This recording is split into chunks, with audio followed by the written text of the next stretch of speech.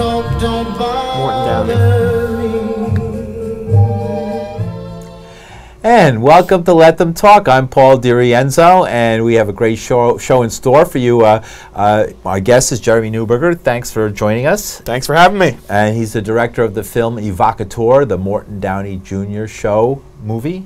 Well, so you got the title almost right. Almost right. Évocateur, the Morton Downey Jr. movie. Right, okay. What did I say? You said you had the show in there. Oh, the Morton Downey. Because the show is where you're from. Movie, right. That's my era, right? The movie is my era. I was often a guest on the Morton Downey show and knew Morton and loved him, and he was a great influence on me. And people might be shocked because this is such a left-leaning and pro-marijuana and pro-Bradley Manning type of show, and you would say, oh my God, wasn't he the god of conservatism? Well, guess what? Behind the scenes, us troublemaking, libertarian, and anarchists and left and right wing television hosts often are really good friends and share our experiences together and learn together and have a lot of fun on the screen. So maybe you didn't know that. Now you know a secret of behind the scene. But part of the film's job is to demystify the BS that is television. Exactly. So that was part of what we set out to do with this film. We're just trying to make a living in television. Well, not on this show, but we're generally out there trying to make a living and trying to get people to want to listen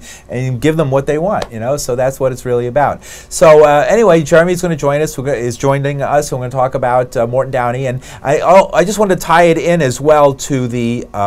This is the 25th. This weekend is the 25th anniversary of the Tompkins Square Park.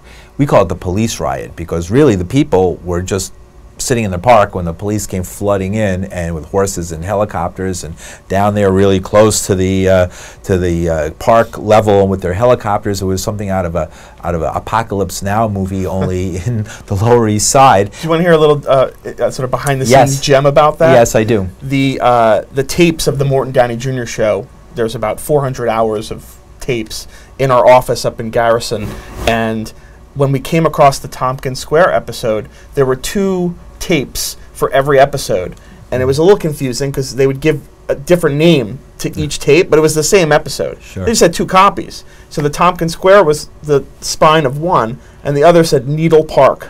So and it was the same one. Yeah, it was the same episode. It took me a little bit to figure out what the connection was. I wonder why you made 2 of each of those. Well, I mean, in television, it was traditional to have a backup copy of the master. So that, when they sent out the tape to lawyers who were always requesting copies of Mort's show, they wouldn't lose it if said tape got destroyed or wrecked. Thank God they did. They actually had lawyers take a look at the show? Yeah. Well, there were 3 episodes of the show that were pulled off the shelf due to litigations and never made their way back. Wow. And as a result, we couldn't use footage from those particular episodes. What were those episodes? I'll tell you. Yes, sure. Tell me, right. One involved the artist Mark Kastabi, who had an physical altercation with Mort. I think he was strangled with a piece of art that he had brought in. Another. I thought he would have loved that. Yeah, well, maybe he did, but he didn't. I mean, he didn't then. Yeah. And that tape was either destroyed or lost in the court system. Another was a host of gay television. I think his name is Andy Hum. Who also, he has a program here on MNN. Okay, well, he also had a physical altercation with Morton Downey, and as a result, that tape was lost. I think there's a 3rd tape. I'm drawing a blank which it was, but it was another physical legal battle. Oh, no, wait. The tape wasn't lost. We used the other tape in our film. Certain parts of it were taken, and that was with Raza von Werder, the stripper from God, who also had a legal battle that didn't really take off. Okay. Well, we have actually a trailer for the movie. Oh, yeah. And maybe we should go right now. It's a 2-minute trailer. Let's go to the trailer.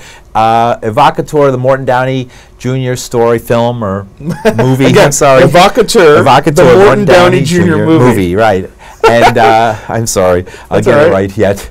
And we're going to show a clip from that right now. So let's go to the clip, and we'll be here in a minute.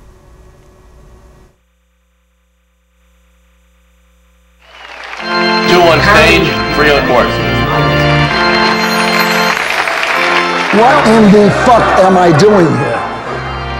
If I had a slime like you in the White House, I'd puke on you. Oh, yeah. You ain't nothing. You a punk faggot. Now come on, do something.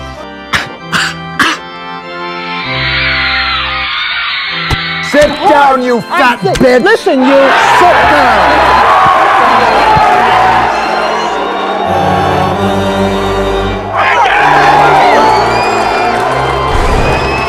Fuck me, I wouldn't fuck you with his dick!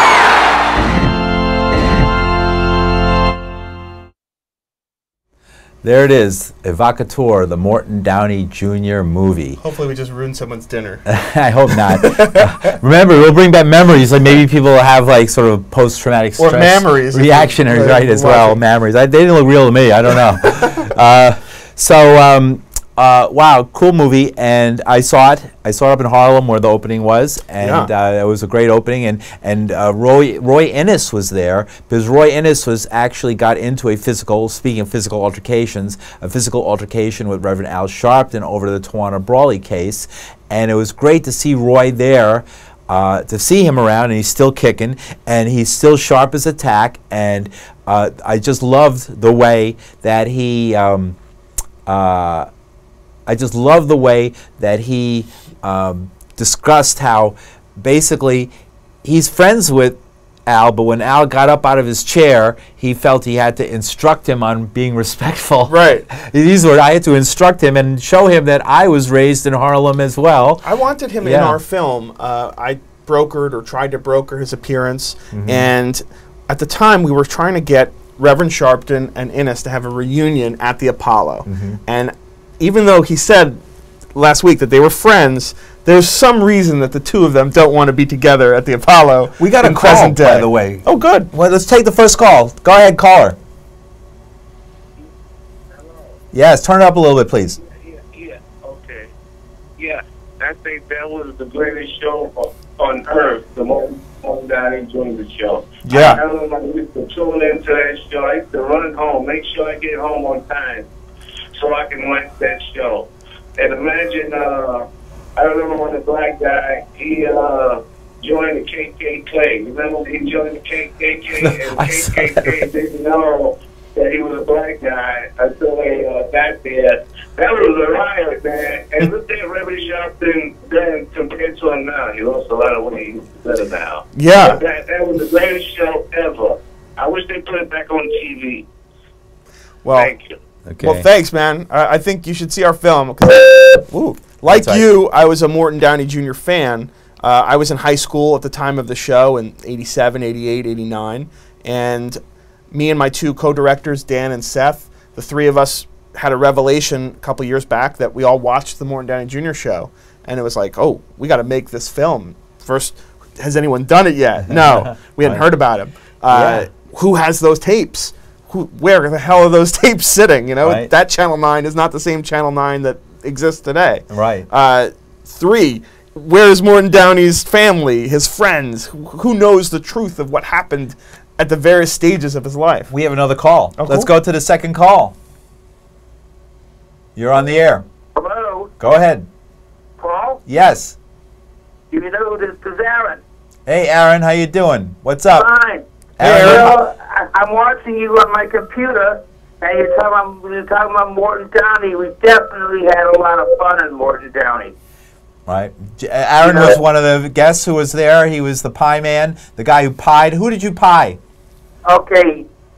With William Buckley, Pat Moynihan, E. Howard Hunt, Phyllis Schlafly, for ex-mayor A. Beam, G. Gordon Liddy, William Colby, Steve Rubel, Jerry Brown, McGeorge Bundy, Randall Terry, Edward Teller.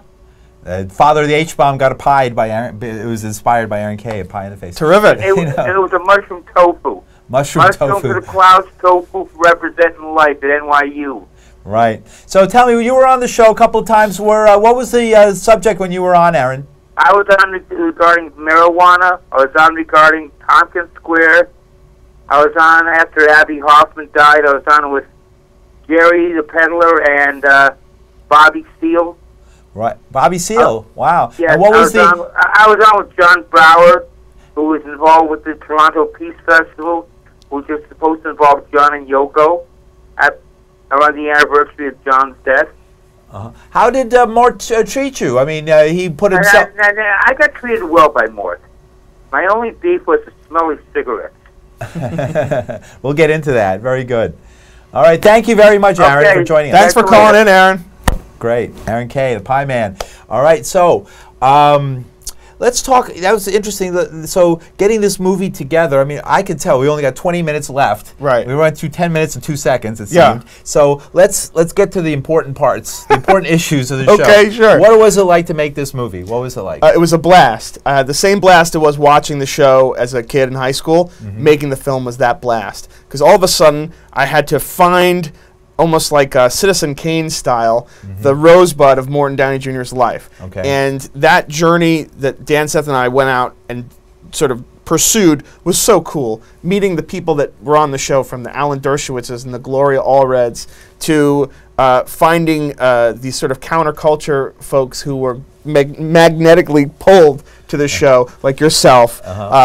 It was just a blast. Everyone who has a story, whether they hated the guy's guts or they loved him to death, they have a Morton Downey Jr. story. So we had to kind of like pull that all together and make sure that whatever we were doing was as fun of a ride as the TV show was. Wow. So what? Tell me, what was Morton's? What was his secret? What drove him? What was the thing that drove him? He smoked incessantly. He was he seemed tense, always on point about everything. But he seemed to also have. The movie says that his father. I mean, a lot of people don't know about his father. Yeah. What was the relationship with his father? So just from speaking with family and friends, the recurring theme we kept hearing was that Morton Downey Sr., his father, by the way, no relation to Robert Downey Jr. That's like the most stupid questions we get about it. Impossible to be related. Yeah, there's about a million Downeys in the world. Right. But the father, Morton Downey Sr., was a famous Irish tenor who was one of the first broadcasting stars. He was pals with the Kennedy family. Joe Kennedy and him had houses across the street on Squaw Island in the Cape Cod area. Sure. They were very tight. He was very famous, and Mort wanted to be famous like his father. That's what we heard from all the people we talked to across the board. And because he didn't find this fame from this show that your audience and I watched, you watched and you were on, until he was in his mid-50s, he had a long period of sort of begrudgingly not being as famous as his father. And then he hit it. And it was a little too late in his life. He tried to be a singer too, right? Oh, yeah. Morton Downey was a singer. Several times in his life, he tried to be a singer. Yeah. He teamed up with a guy named Lloyd Schoonmaker, who's in our film, who was with him for decades as his songwriting companion, as his singer. They even slept in the same bed together. He was sort of Mort's blankie, so to speak. Right. And Lloyd told us the different incarnations of Mort's sort of singing persona, from Vegas lounge act to like 60s, or rather 70s kind of And he had a nice voice, just not an American Idol. It wasn't his father's voice. Yeah, right. And that was a criticism that was leveled against him. Right. And it became a bit of a joke when he put out the Mort Sings album during his time as Morton Downey that you and I know from the show. Leonard Nimoy doing his, Ben Shatner doing his William Shatner's songs, but like a shittier version of that. So he didn't cut it as a singer, and that kind of like burned him earlier on. But this show, when he saw that he was famous, he rolled with it, and it kind of rolled a little too far too quickly until it rolled off the cliff. Right. It was. Well, how did he get the WWOR, whoever owned it at the time, all the producers at the time, to go along with this crazy idea? Because nobody had done it before. It wasn't like they had Springer and they had all these other things, Limbaugh, before that. Well, here's where I mentioned earlier the sort of demystifying the BS that is television. Yes. The creator of Morton Downey Jr. Show was Bob Pittman. Bob Pittman was the creator of MTV. He was the CEO of AOL Time Warner when it merged. He's currently the president of Clear Channel. All right, so this was a media titan who was coming up, coming up the ranks. I mean, he was already established, and he knew that he wanted to do a show based on the Joe Pine show from the 60s. Right. So the idea was already thought of. We need a cantankerous, populist TV host. Right. So then they went searching for who would fit the bill. And one of his producers had grown up, I think, in either Chicago or Detroit, I can't remember which, and had heard Mort's radio persona. He was a radio guy at this a conservative radio voice back then. And he was fired from his Sacramento radio station for making an off-color joke about a Chinaman, and replaced by, guess who? Rush Limbaugh. Really? I didn't know that. That's interesting. Yeah. So wow. So this is a case where getting kicked out of your job sent you to the next level. Right. No, he was making a name for himself. Yeah. Our film sort of looks at Mort's persona that was kind of put together by the TV producers as a precursor to the Limbos and Glenn Becks and other populist demagogues that are on radio and TV today. But there was something about, because Morton really, I never got a feeling that, despite his criticism and his screaming and everything like that, if you listen carefully, he did not have that. I could never imagine Mort saying the things that I've heard, some of the things like Limbaugh is getting in a lot of trouble for saying. Recently he said something that got him in a lot of trouble. More of a real... Well, he's a bit of a bigot, right? Yeah. Mort sort of prided himself on bringing the races together. That was like an appeal, I think. I wasn't a conservative kid. He wasn't mean-spirited in that way. Right. He was in your face, screaming, but I always, when it was over, I laughed with him. And we smiled. He always smiled and winked at me. The audience, right? Yeah, he always winked, even at us, Even when he had Ace Frehley and Joey Ramone on and other rockers, and this, he's playing the part of the rock music is destroying the fabric. It would be, a big wink at the guests in the audience. He loved having them there. He probably liked the music. Yeah. And he was giving people something. There was a feeling in America, a certain middle class was not getting heard. Right. And he underserved. He understood that. We have another call.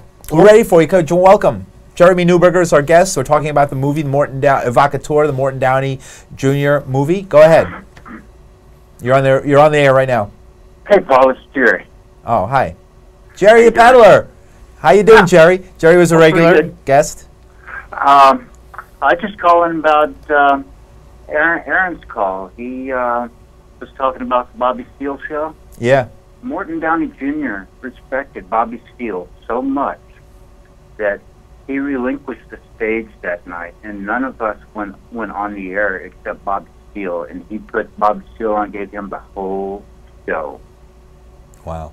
Yeah, it's kind of what I Chicago 8, Chicago 7, really. Jerry, tell me, while we have you, is it true that what was the role Morton Downey, Curtis Sliwa, and yourself played in the Tompkins Square Park riot, basically 25 years ago this week? Yeah, well, I debated Morton Downey Jr. and Curtis Sliwa in a nightclub uptown. Out of all the shows I did, this was the only time I got paid. This was the night of July 30th, 1988. We had called for a demonstration against the coming curfew. We got there about 11:30, about 20 or 30 people there, and I went to the deli and got a case of beer. Came back, 30 people went crazy over 24 beers, so I went and got another one. As I started coming back, I saw a bunch of cops at St. Mark's Place, so I came in 9th Street. And there were all these, everybody had moved from St. Mark's Place over by the bandshell. And just as I came in the park, these 4 cops started following me. And I just kept right on going over where the people were. I set the case of beer down, grabbed a beer. You could drink in the park in those days. I'm sorry? You could drink beer in the park in those days. Well, you weren't supposed to, but we did. Everybody went crazy over a beer. I had this beer in my hand. I started shaking it up, yelling, "Pigs out of the park, pigs out of the park." And then I turned around and sprayed down the cops with beer. You were the first arrest in the Tompkins Square Park uprising. Pretty much. There was me, John the Communist, the drummer Mark from Missing Foundation. And John was a guest often as well on the show, many times. Oh, yeah. Absolutely. We're going to put together a screening of Morton Downey Jr., of the Évocateur film I made, where we invite all of you guys who are calling in now that were guests on the show to come, and maybe we'll have a long conversation about the good old days. I think that's good. That's what we're going to have to do. Group therapy we'll have. We're going to bring together, we're going to have a big showing, we're going to get a place maybe down at the Yippee Museum somewhere else, and we're going to have everybody come down and really talk this all out and get it all on film, all right? Sounds great. Great, cool. Thanks, Jerry, for joining us. No problem, Paul. Thanks, Jerry. All right, Jerry the Peddler. All right, great. So we're getting everybody's calling in, right? Yeah, all fun. the people who are on the show. Isn't that a lot of fun? All right, so, wow, there's so much I wanted to talk about. Morton Downey's The Scandal. Right. The hoax. The hoax, right? And in this day of scandals, it was actually quite a funny thing. Basically, a publicity stunt. Right. That's often brought up whenever someone self-mutilates themselves. Right. I think a girl a couple years ago said she was attacked with a O or a B for Obama. Right. Or whenever someone does something like that, Morton Downey's name pops up in Google. Right. Better than Charlie Manson. Right. Well, So he's to give you background, the skinheads were supposed to have painted a swastika on his face, but it never looked like a swastika. it was backwards. It was a backwards swastika. Right. Go ahead. Yeah. Well, I mean, most people who aren't Nazis don't know how to draw one very well. Right. They have a hard time. No, they accidentally draw. I think it's like a Hindu symbol. Right. as well. Exactly. They never get it right. Just so if your audience has no idea what the hell we're talking about, Morton Downey claims that he was attacked by skinheads in a bathroom, airport bathroom in San Francisco. And this was when the ratings of his show were sort of starting to decline, so there was immediately suspicion about the attack. In addition, the swastika was backwards, as if someone had drawn it in a mirror. In addition, security guards didn't see any skinheads at the airport. It's hard to get one over on the airport. And the skinheads that were on the show earlier, the tape of them, right? They didn't look like your more hardcore skinheads. Well, they weren't in San Francisco, right? Oh, that was a different. That was just. Yeah, that was in Detroit. That was in Detroit. Yeah, that was foreshadow. Right. So no one believed it, and our film sort of analyzes what happened in that airport bathroom from someone who was there. And that's, if you're interested in the lore of Morton Downey, you see Evocateur, you'll find out the true story. The true stories in the movie. So we're not going to tell you that now. That's when you have to go see the movie to find out what really... That, my friends, is called a teaser. That's what, to find out what really happened in that bathroom in San Francisco. Skinheads in San Francisco, you have to go, it's hard to find. There's a few of them. You have to find them somewhere. Yeah. Right? Okay, great. And then what, you said it was starting to go down. I mean, some of these shows seem to have had legs. I mean, Limbaugh has lasted for years. He's starting to go down now. But Springer's been on forever. He's even running for office. What happened with Mort's intensity, I think, was difficult to maintain. Also, the guests that they were getting on the show, it started to become not such serious guests. So when the show started, the producer who was in this room before was talking, Meyer Kahana was on, and Abby Hoffman was on. Bobby Seale for a whole show. Seale, Timothy Leary. This is like Democracy Now! On television. He was getting great guests.